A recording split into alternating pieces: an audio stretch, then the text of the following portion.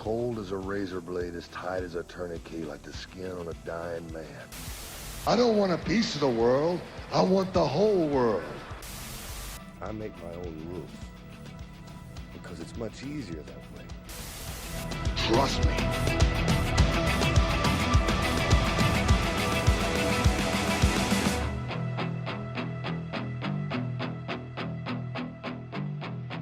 What's up, everybody? It's Marcus D'Angelo, and we are back for another episode of The Snake Pit. And of course, I am joined by the master of the DDT, WWE Hall of Famer, fresh back from WrestleCon and the Big Eclipse event. It's Jake the Snake Roberts. What's going on, man?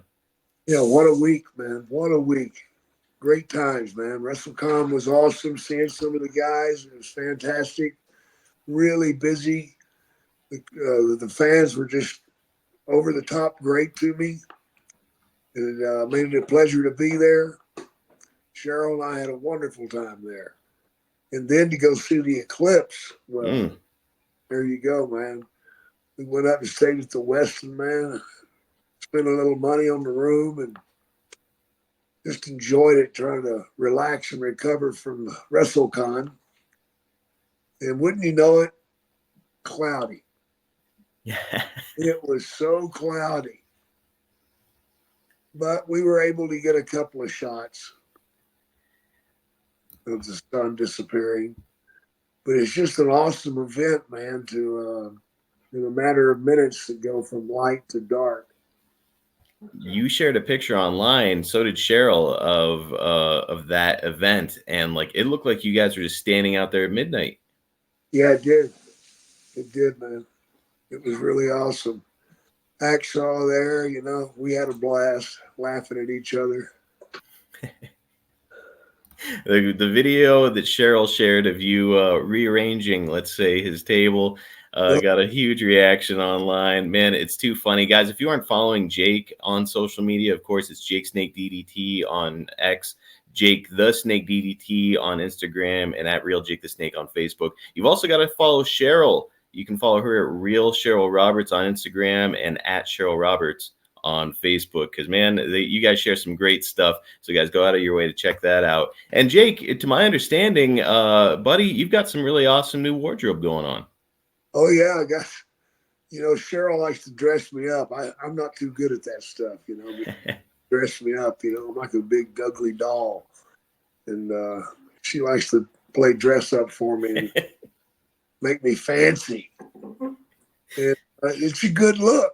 She came up with a really good look, man. And can't wait to be back on television that's when I'll break it out when I go to TV. All right. And again, for our listeners, what's the name of this brand? Robert Graham, man. Check it out. He's got some beautiful stuff. Robert Graham. We will share that link again so you folks can go and have a look at everything. But yeah, coming soon to AEW TV. And coming right now to the podcast, Jake, it's, you know, back in February, after all this stuff happened with Vince McMahon, you and I had a look at your debut with the WWE back in 1986. And now we're picking up where that story left off to talk about your march to WrestleMania 2 in 1986, your first ever WrestleMania. Brother, there's a lot to cover. We better get into these notes. You ready? Good. Let's do it. Well, after your debut, you'll go to Brantford, Ontario, and you'll be interviewed on Ventura's show, The Body Shop. And this is where the WWF audience is first introduced to Damien. Before we talk about Damien, I wanted to ask you, you know, Ventura does a great job of putting you over here as being a really dangerous new competitor. And in both this interview and another one 6 years later in WCW, he'll compare you to himself, which, if you know Jesse Ventura, that's pretty high compliment. So, Jake, I've heard a lot of mixed things about Jesse over the years. What can you tell us about your experiences around the guy? Takes care of Jesse. You know, Jesse's there to take care of Jesse, but he does a good job, man. I mean, there's no denying the charisma and you know what he brought to color commentary. So he was fun. And yeah, like, again, for him to put you over, especially compare you to himself, he's got a high opinion of himself. So if that means he's got a high opinion of you. Absolutely. Well, I know that you had previously pitched the idea of carrying a snake to Bill Watts, who foolishly dismissed the whole thing. Yeah. When Vince would bring it to you, it has to feel pretty surreal. I mean, all that being said, I know you don't like snakes. So, Yeah. Was the idea of carrying one around daunting for you at all? It was a pain in the ass, man. It was a struggle every day. Every day. I mean, there's nothing like waking up at, say 6 a.m. You've got 4 hours sleep. And the first thing you got to do is you got to put the snake up. It's not what you want to be doing. No. That's the first thing I had to do every morning is put the snake away, bag him, put him in the trunk, shut the trunk, get it all set, wrap him up with blankets. Oh, yeah, it's a blast. That sounds miserable. And all that aside, it's like you don't like and are, to my understanding, you were fearful of snakes, right?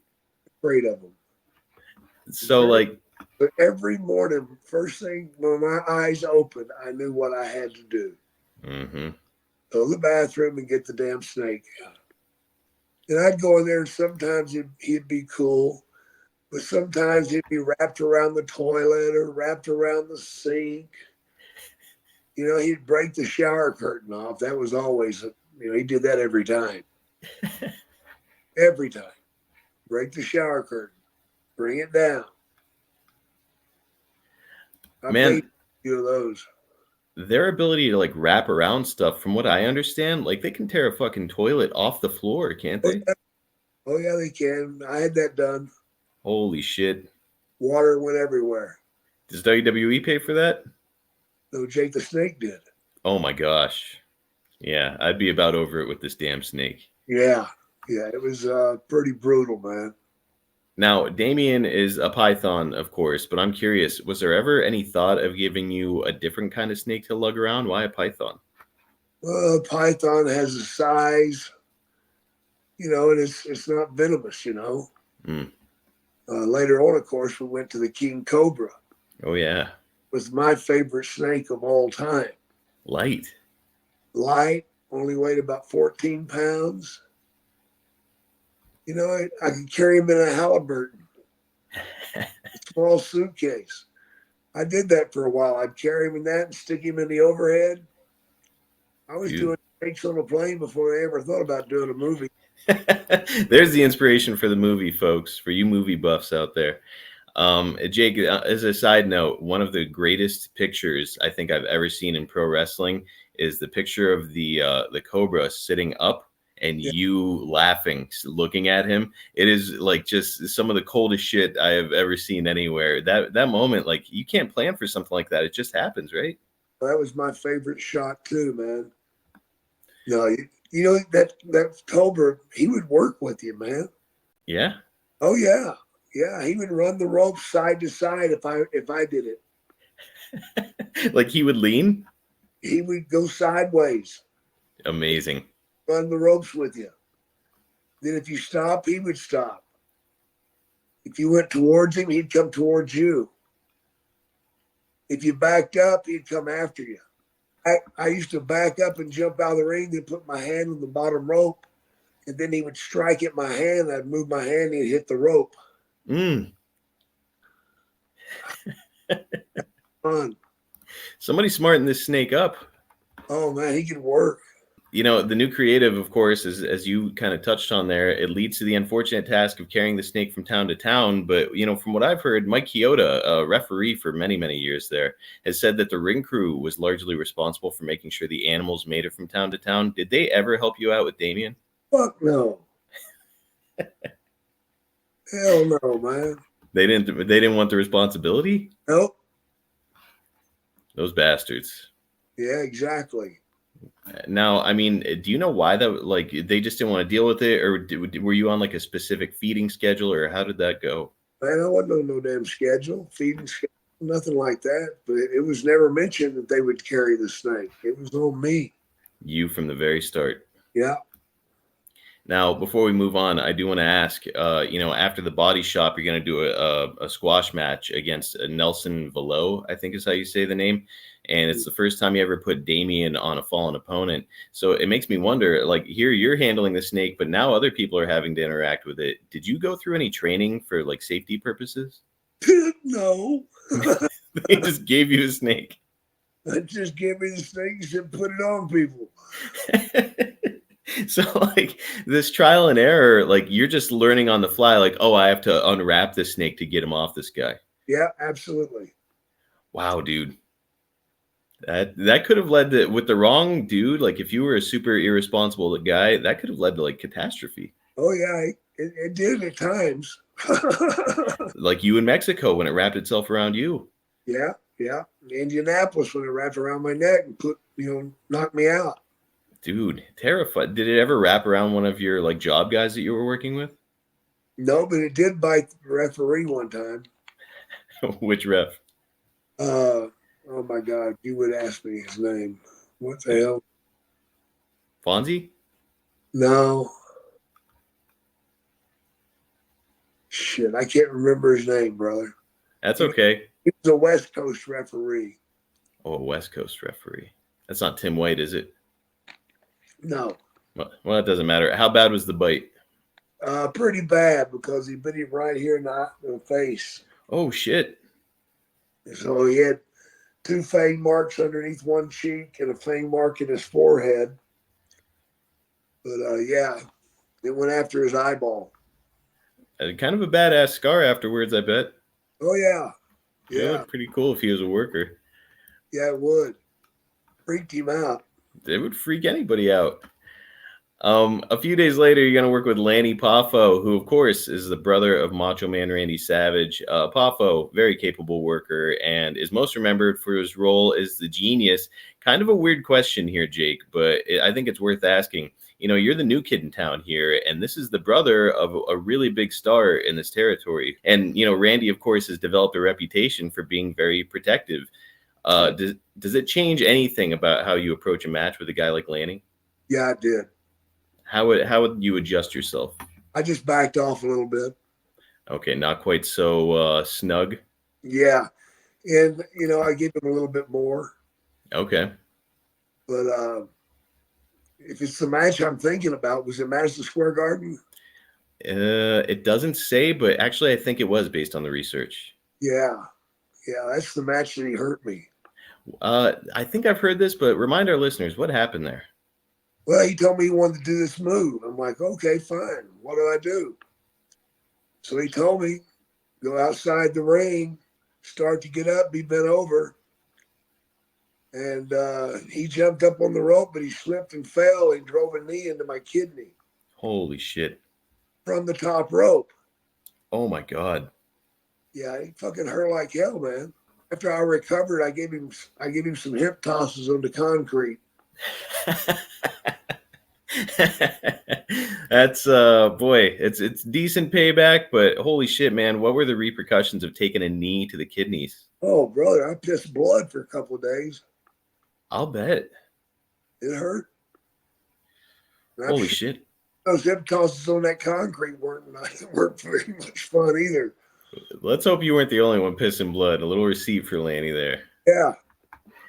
As a performer, what did you think about Lanny? And what did you think about his promo and very unique voice? He was unique. That's a great word. That's what I'm going to say. Yeah, believe it. I'll buy it. Capable in the ring, but that's as far as it goes. Nowhere near as charismatic or skilled as his brother. No. Not even on the same page. Now, Jake, before we move off of Lanny, because we likely won't talk about him all that much here on the show, there's a rumor that behind the scenes he had a pretty unique party trick. Any truth to that rumor? Yes, it's true. Have you? I'm scared to ask. Have you witnessed this? I've seen him do it. All right, we have to talk about this. Is he just like in the locker room doing this to himself? No. You have to get him into the mood, Oh, okay. Then Then we bet him a 6-pack of beer. He couldn't do it. And here in that 6-pack. Yeah, he bent over and swallowed it. Wow. All right. Not a lot of guys capable of that. So good for Lanny.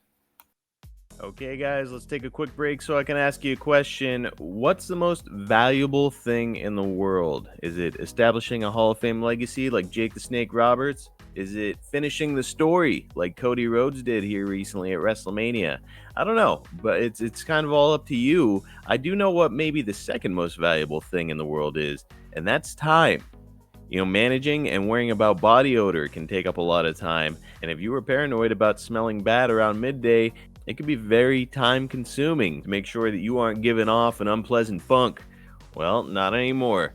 You've got to check out Mando Whole Body Deodorant.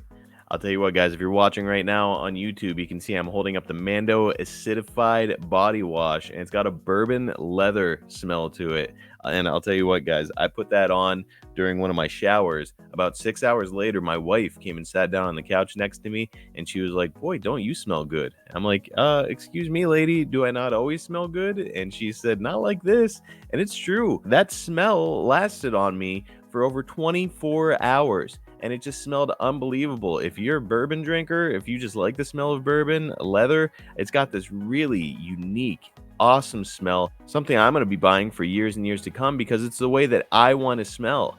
And guys, that's not all. I received bar soap, wipes, and all these other great options. And it's for guys like us, guys who are busy, guys who don't have time to be pampered, guys who are on the go and don't want to be giving off a bad odor.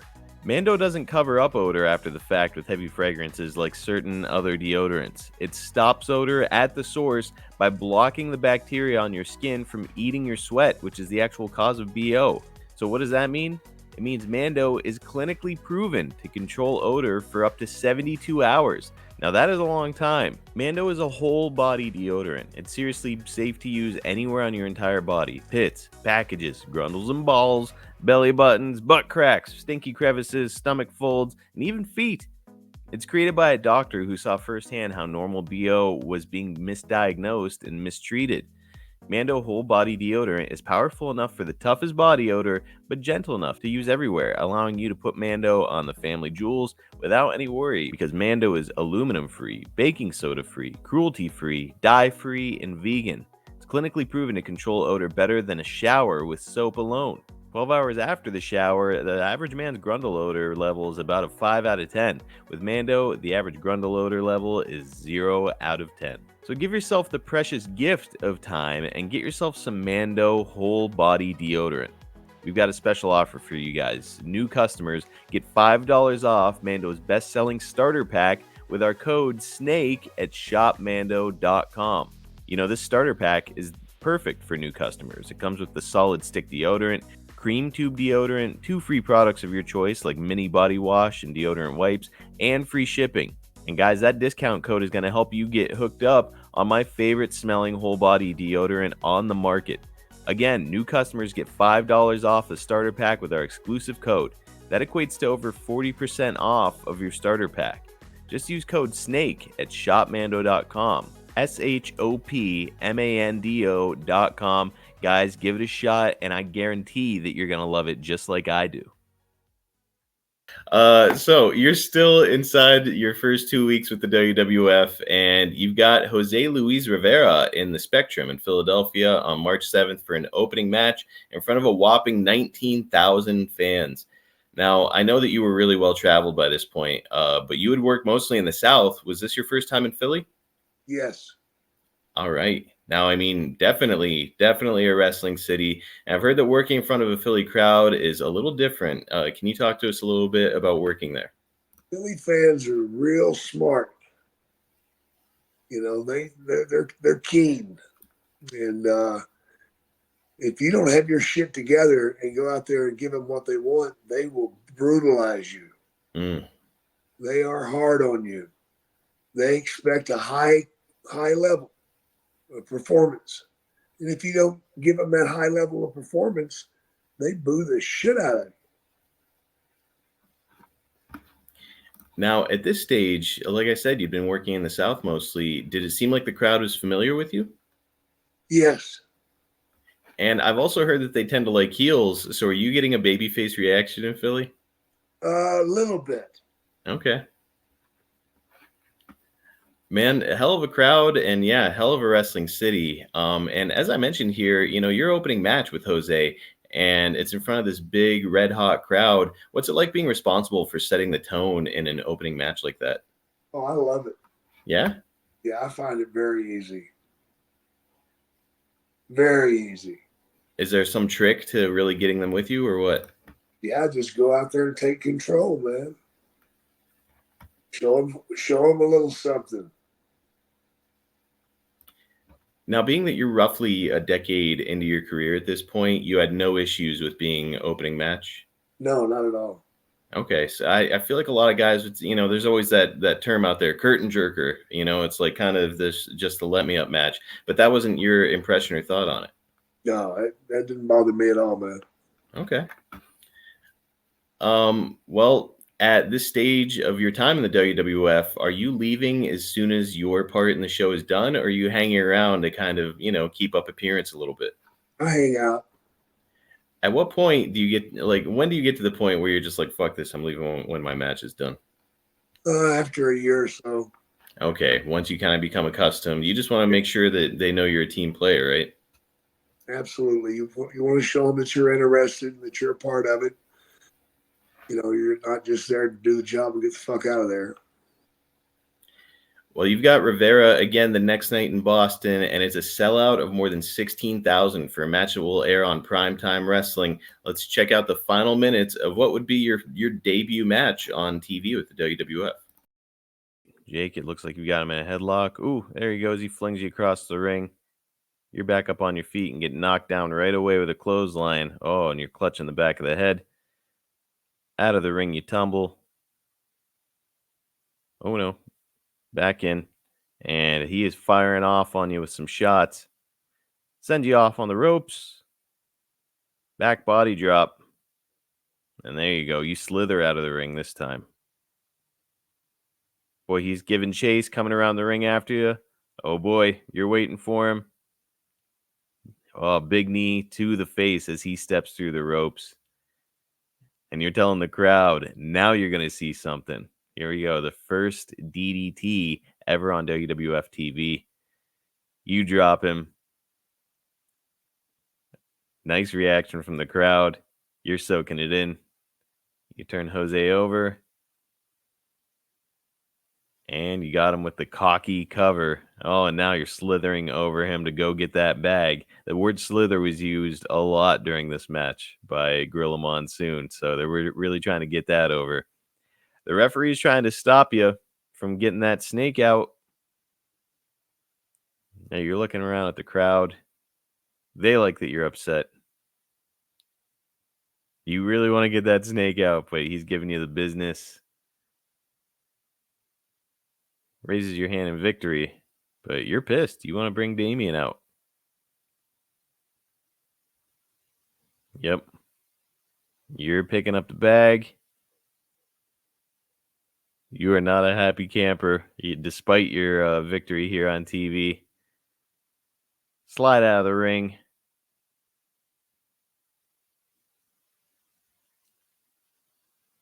Grabbing the bag, and you are headed off to the back. Victorious, but a little dejected with no Damien coming out.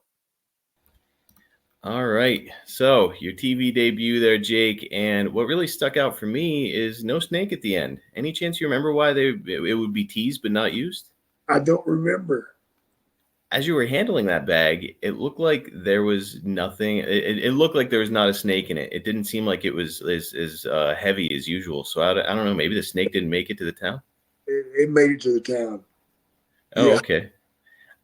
It just really stuck out because it's like, hey, we're trying to get this whole thing over. Maybe Jose didn't want it. Who knows? Yeah, maybe that was what it was. Well, you worked with Rivera an awful lot during this time, and he's kind of in an awkward spot here because he's responsible for helping to make the new guy look good during what was a really competitive time in the business. I mean, anytime a new guy comes on the scene, he's taking TV time away from somebody who's already there. So generally, it's not a very warm welcome. Was Jose cooperative and helpful during this transition? It's fine, man. He'd do anything I wanted. Really? Oh, yeah. Man, he'd been with the company here for a few years and he would continue to be with the company. But yeah, on paper, it's like, hey, I don't, you wouldn't want to make this guy look good in theory, right? Yeah. In theory, yeah. Well, good that he did. This event in Boston, it would also mark the first time that you were on a show with Hogan. And coming in the door, are you immediately aware that you need to get on the same card as Hulk to make more money, or was that something you learned a few weeks in? I learned that a few weeks in. Okay, so like after getting on the card with him and you see your payoff, you're like, okay, that's the way. Yeah, I've seen the payoffs, how different they were. And you know what's so amazing about it is that I'd be on sellout crowds. You could be in the same town and sell out the same number as Hogan did when he was there, but your money would still be short. What in the world? I have no idea why, but that's what they would do. Now, it's, back in the day, I know that it was guys were really protective about their payoff as well, and a lot of guys weren't talking. Did you guys know what Hogan was making on these shows? No. But had a pretty good idea. Yeah. Yeah. Okay. A lot fucking more than we were. Which has got to be frustrating for anybody. Like at this stage, I'm sure you're happy and, okay, more exposure here in this new company. But down the road, it'd be like, hey, what the fuck, man? Yeah, it does eat away at you. We'd always hear that Hogan got his own dressing room, wasn't necessarily always viewed as one of the boys because of his kind of unique position. Did you interact much with him during these early days? No, I didn't. Did you view him as a guy who was approachable at all? Yeah, he seemed approachable, but I just didn't give a fuck. Yeah, it seems like a lot of the guys coming into the territory, they'd want to kind of make good with the headliner, go, do the handshake and talk to him and most all guys that. suck up to him, play that shit. But I just never was the guy that sucked up, man. It never hurt you not to do it, right? No, not that I know of. It probably did, but I don't know. Like, I feel like as long as you're nice, like, I'm sure you wouldn't like refuse to shake his fucking hand in the buildings or anything, Yeah. But I just wasn't gonna, go cater to him and suck up to him and play that silly game, It's I guess some guys would benefit from it, but it could probably kind of hurt you a little bit because then the other boys start to look at you like you're a quote unquote mark, right? Oh yeah. Well, you're one of the guys who's considered a wrestler's wrestler, and you find yourself on a stage here in the WWF where maybe character is viewed as more valuable than ring work in many cases, which was really evident with Hulk, who's 6'7" and playing a baby face. In any other territory with his size, he'd probably be a heel, right? Right. So, I mean, obviously it got over huge, but what did you make of his whole shtick, the kind of routine that Hogan had? He had a shtick down, man, and he had it down fine tuned. It would be the same thing every damn night. Yep. That's just the way it was, and that's what they wanted. And by God, that's what they got. And it got over. Like, it's hard to argue with the success, right? Yeah, you can't argue with the success. Of course, if I was going out there every night, DDT in every fucking body, I might get over too. It's a damn good point. And by the way, it did get you over here. Like, even as a heel, they had to turn you babyface. Yeah, they did. Sure as fuck did. I've heard that wrestlers who come from Southern territories say that they had to change the way that they worked in some respects when they came to the WWF. Did you feel like you had to make any adjustments? Yeah. What kind of changes? Just to be more vicious. Okay. It wasn't a mental game that you could play. If you went out and played the mental game, they wouldn't get it. And they kind of leave you holding the bag.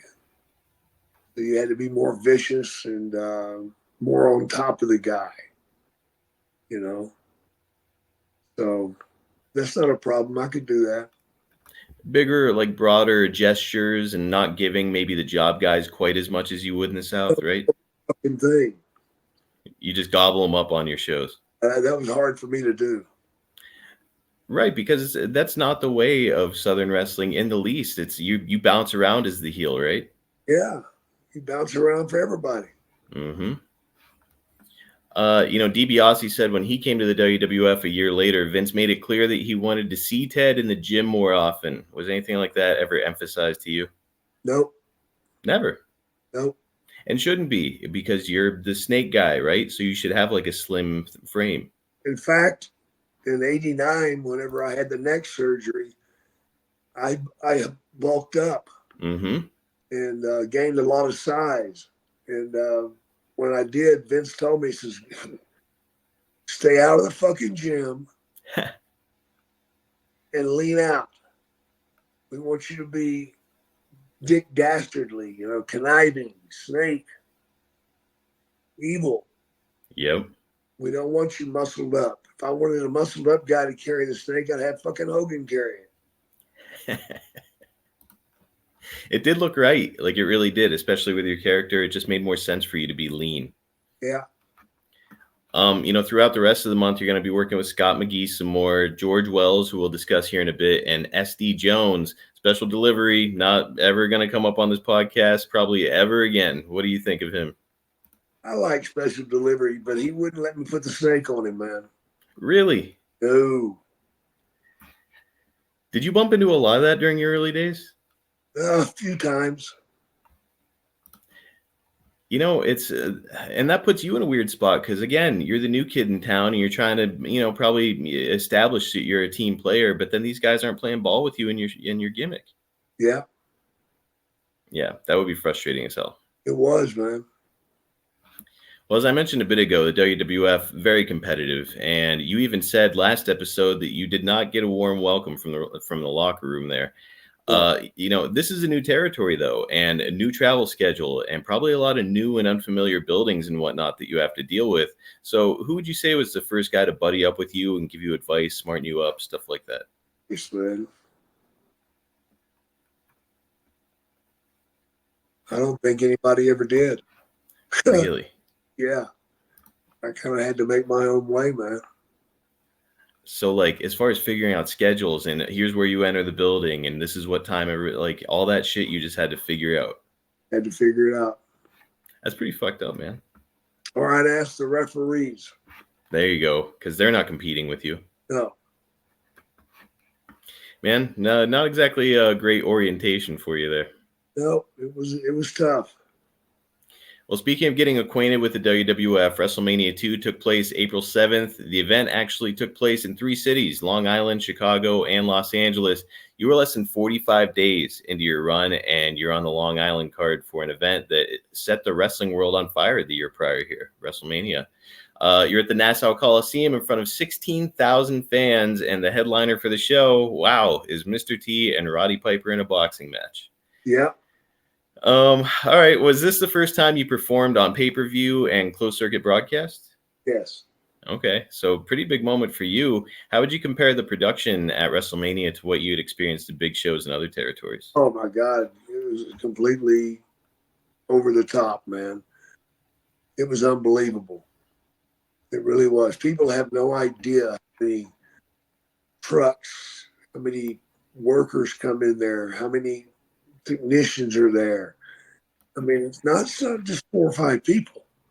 We're talking 50 to 100 people that are there just trying to wire this thing up right. Crazy. It's unbelievable, man, how they do it. I mean, there'll be tons of wires on the floor, man, and every one of them means something. Every one of them means something. But as far as production stuff goes, it was crazy over the top. I remember the catering was just unbelievable. You just go in there and look and like, holy crap, this is like eating at the Waldorf Astoria or something, I mean, they had everything in the world there, man. For frame of reference, how would you compare it to Bill Watts catering? Oh, fuck you. Bill Watts was a fucking ham sandwich from across the street at a deli. I'm impressed he even had that. I was just picturing like water or something. He'd send somebody to get it every now and then. Good Lord. And also for frame of reference, you're saying there's like 100 production people running around behind the scenes. Yeah. With Bill Watts, I'd venture to guess maybe 10. Oh, no. 2 or 3. That's it. That's it. For the production on like a major show. Yeah. Wild, dude. What else is wild is that Mr. T is there. Joan Rivers is a guest ring announcer. Joe Frazier was in Mr. T's corner. A lot of Gaga here. Jake, were you a big A-Team fan back in the day? No. Not a big A-Team fan. No. So it's safe to assume that you were under-impressed with Mr. T. Under-impressed with Mr. T. I was impressed with Joan Rivers, though. Oh, yeah? Yeah, I thought she was cool. So you get some decent amount of interaction with her? Well, I tried, and when I did, she kind of blew me off. Oh. So I came out of the ring after I beat Wells and turned the corner, and she was right there with her little puppy in her arms. Mm-hmm. And I slung the snake over by her, like, now what do you think, honey? And she screamed and yelled for security, and the security went, fuck that, man. Fuck that. I stepped back. 2 big 400-pound motherfuckers. They didn't no part of me in that snake. Man, all right. Sometimes not too bad to carry a snake, huh? No, I got in trouble for that. Yeah, how would Vince react to you terrorizing one of the stars he brought in? Ass. I'll bet. Man, that is hilarious. And, you know, Mr. T, not too impressed, but at the time, he was a really big star. And 28 years later, you're going to be inducted into the same WWE Hall of Fame class as him. So some weird interconnectivity. Have you, like, any interactions with Mr. T, or is it just like, hey, what's up, and that's it? I've had some interaction with him, and he was very good to my children and my grandchildren. And, I thank him for that. I have no problem with the guy. You know, he always stepped up and seemed to do his job and didn't seem to be an asshole about it either, you know. Because if he had a, Piper would have said so. And, you know, hard to dislike a dude who's bringing more eyeballs. And he, at the time, like, yeah, big pop culture guy. Doing the job. Yes. You know, and it's our world. And he's coming in doing his very best. And he tried his best in this boxing match with Piper. What did you think of the whole thing? It's television, bro. That's all I'll say. You know, maybe not a 5-star affair, but, you know, again, it's, man, whenever you see the posters or the pictures or whatever from the event, it's those two, and it gets people saying, like, boy, I wonder what happened there. Yep. Yep, absolutely. Well, Jake, it may not have been the main event at Mania, but it's the main event here on our show. You take on George Wells in your debut at WrestleMania, and we've got the final moments right now. Let's have a look. All right. Well, you slid back into the ring here as we pick up the action, and then you catch poor George Wells with that knee lift. That was kind of a cool thing that you did in across matches. You know, you slide into the ring as the guy's coming in. You kind of give him a cheap shot with that knee lift. It's good stuff. Now you've got George hooked. DDT. Boy, George took it really nicely. And there's the 3 count. And again, here you go, slithering over to the bag. I got a feeling Damien's going to make an appearance this time at WrestleMania. There we go. Undoing the string.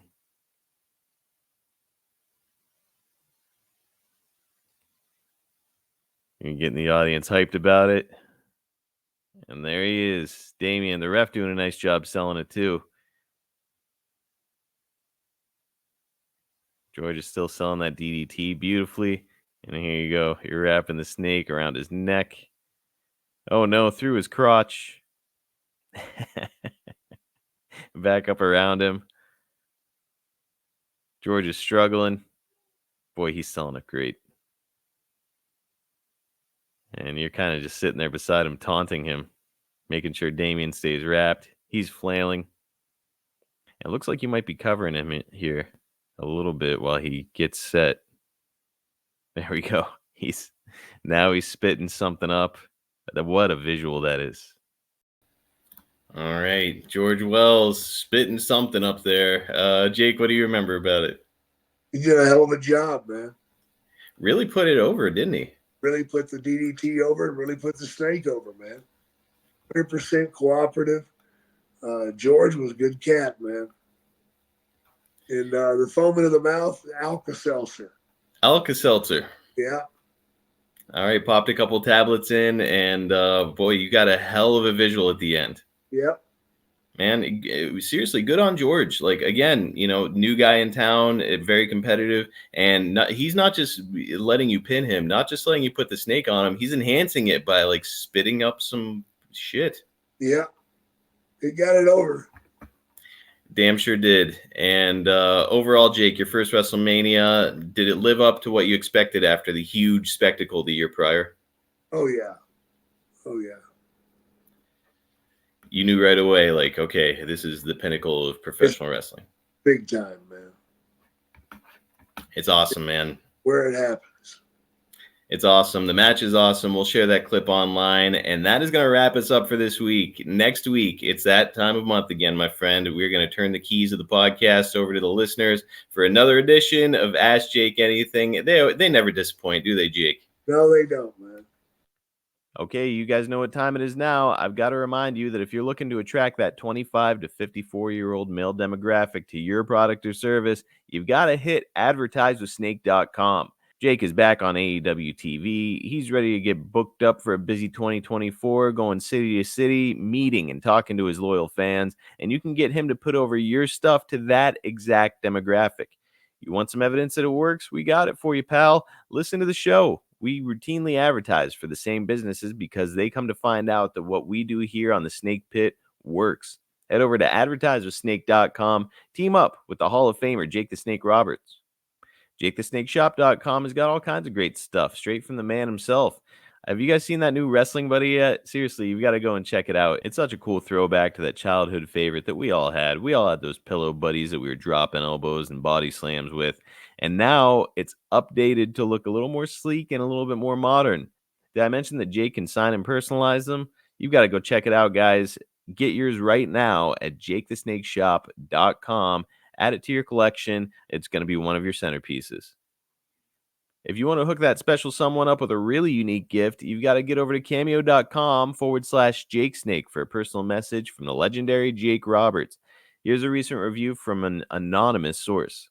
Such a thoughtful, kind, and fun message. My brother loved it. Much appreciated. You get these cameos quickly, and you get a ton of effort from one of the very best doing it. Jake loves doing these. He loves having the chance to interact with you guys, his fans. And if you're a lifelong fan, you've got to get this. Again, it's cameo.com/JakeSnake. Go and order yours today. Get over to the Snake Pit page at boxofgimmicks.com. Check out the awesome vintage style merch that we've got there. That throwback shirt to Jake's Mid-South days featuring the old Cruel But Fair design is there now. And it's about as cool as it gets, guys. It's a great tribute to the early days of Jake's career. And by the way, it's also available as a baseball shirt and a hoodie.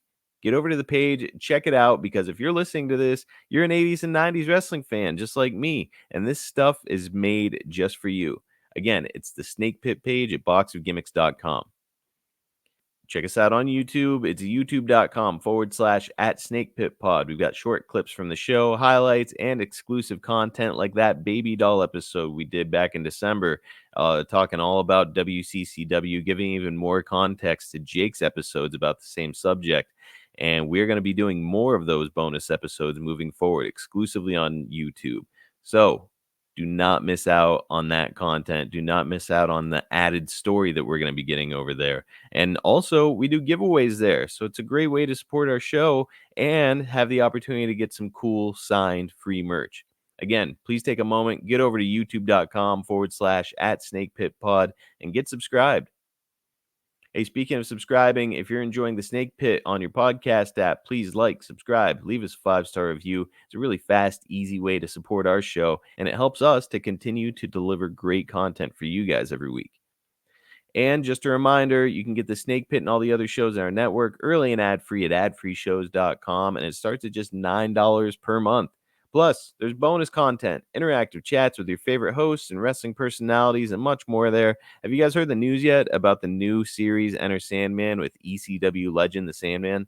Not to mention the mailbag with Mike Chioda. How about Tuesdays with the Taskmaster with the legendary Kevin Sullivan, one of the greatest minds ever in wrestling? The book with David Crockett, Lex Express with Lex Luger, and so much more. There is seriously something for fans of any era over at adfreeshows.com. So stop missing out. Become a member right now. Join that community. I know you're going to love it. It's adfreeshows.com. Catch Jake on X at JakeSnakeDDT, on Instagram at JakeTheSnakeDDT, and on Facebook at Real Jake the Snake. You can follow me at Marcus P. D'Angelo on X, and you can follow the podcast at Snake Pit Pod on all social media platforms. Always fun to look back to 1986 and this period of time in Jake's career. You know, he was about to become one of the biggest stars in the WWF, but right now he's kind of a fish out of water in that territory, and it's cool to get his perspective on such a unique position. We'll be back talking about it again sometime soon, and we will see you guys next week right here on The Snake Pit.